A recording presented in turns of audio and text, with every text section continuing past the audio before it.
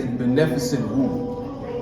We saw ourselves gradually lifted from the depths of slavery to the heights of liberty and manhood. Though we waited long, we saw all this and more.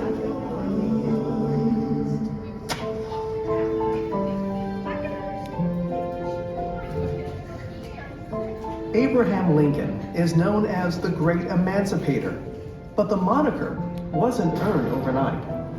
It would take the tireless work of the abolitionist movement, led by Frederick Douglass, who himself was born enslaved, to guide Lincoln towards the cause of freedom. I am alike familiar with the whip and chain of slavery, and the lash and sting of public neglect and scorn, that my back is marked with the one, and my soul is feathered with the other.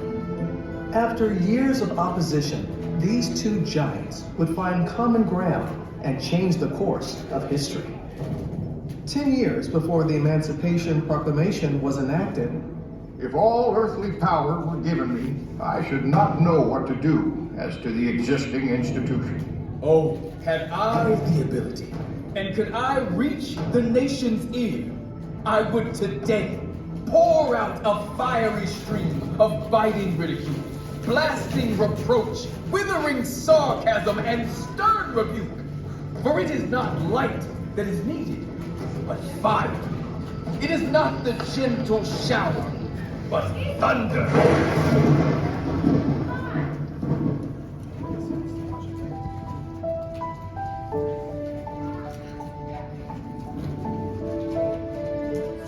Frederick Douglass, he never had a pair of pants or shoes until he was about 6 or 7 years old. He would sleep head first in an old corn sack with his feet hanging out on cold winter nights to try and keep himself warm. teaching the enslaved to read was illegal, so young Frederick secretly traded what little food he had in exchange for reading lessons. It just shows how much he understood how education was going to be his key to freedom. And a key to freedom it was. At the age of 20, Douglass made a daring escape and went north, settling in Massachusetts. There he soared. From orator, The one cannot be truly free, while the other is a slave. to newspaper editor, Truth is of no color. and best-selling author. From that moment, I understood the pathway from slavery to freedom. He was the central voice of the abolitionist movement. He had this natural gift for communication. He was eloquent. He was charismatic. There wasn't a venue, a building large enough to hold people who wanted to hear him. Would you have me argue that man is entitled to liberty? That he is the rightful owner of his own body? Must I argue the wrongfulness of slavery? At a time like this, scorching irony, not convincing argument, is needed. Much of Douglass's irony was directed towards Washington, D.C. and Abraham Lincoln, the anti-slavery president who took office just as the Civil War began in 1861. Anti-slavery is very different than being an abolitionist. It was very gradual that most anti-slavery candidates believed in the abolition of slavery. I do not suppose that ultimate extinction would occur in less than 100 years at the least. That would have put the end of slavery in 1958. And for Frederick Douglass, that's outrageous. Mr. Lincoln is quite a genuine representative of American prejudice, and far more concerned for the preservation of slavery. Douglass was relentless in his fight for freedom, and with the steady drumbeat of the abolitionist movement in his ear, Lincoln signed the Emancipation Proclamation, freeing enslaved people in the southern states, and for the first time, making it legal for all black men to fight in the Civil War. These new soldiers injected the Union Army with much needed manpower, but still, they faced discrimination and disparity. Douglass is so outraged that he makes a trip to DC and decides he wants to meet with Lincoln himself. To his surprise, Lincoln agreed to see him immediately. He was ushered up past all of the people that were waiting to see Lincoln that day. And just imagine this visual of this black man just bounding up the steps, and people are looking at him like, who is that? Lincoln begins the conversation and he says, "Hello, Mr. Douglas," essentially. "It's good finally to meet you. I've read your writings a lot. I know you've been very critical of me." Their one-on-one left a lasting impression on both men, and Lincoln vowed to improve the conditions for black soldiers. My whole interview with the president was gratifying and did much to assure me that slavery would not survive the war, and that the country would survive both slavery and war. A year later, it is Lincoln who needs Douglas's help. He feels he's going to lose re-election, essentially says, "I need you. I think the war is going badly." Lincoln entrusted Douglas with creating a plan for aiding the escape of enslaved people from rebel territory so that they could join the Union cause. Douglas writes a detailed letter to Lincoln spelling out his vision of these special forces. He did not let me feel for a moment that there was any difference in the color of our skins. The president is a most remarkable man. With Douglas's support, Lincoln would go on to turn the tide of the war and win re-election.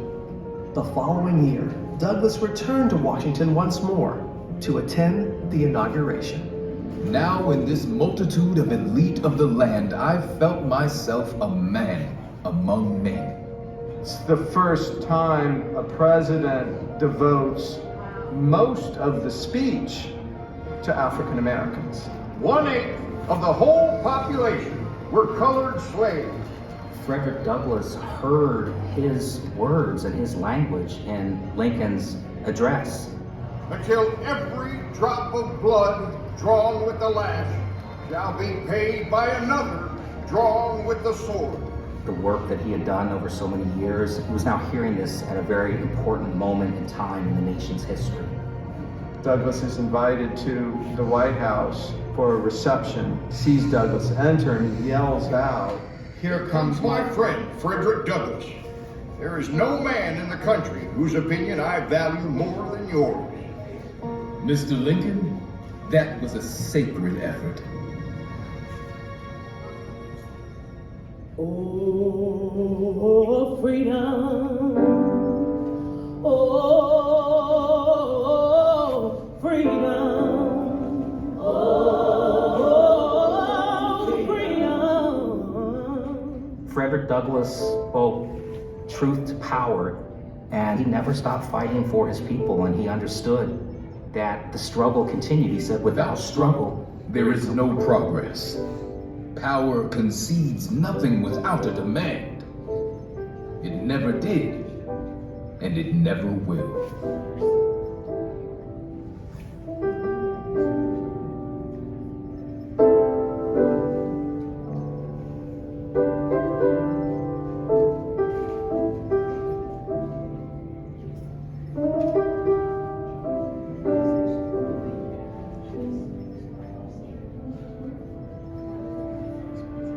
And now, here is Walt Disney to talk a little more about the nation's 16th president, Abraham Lincoln.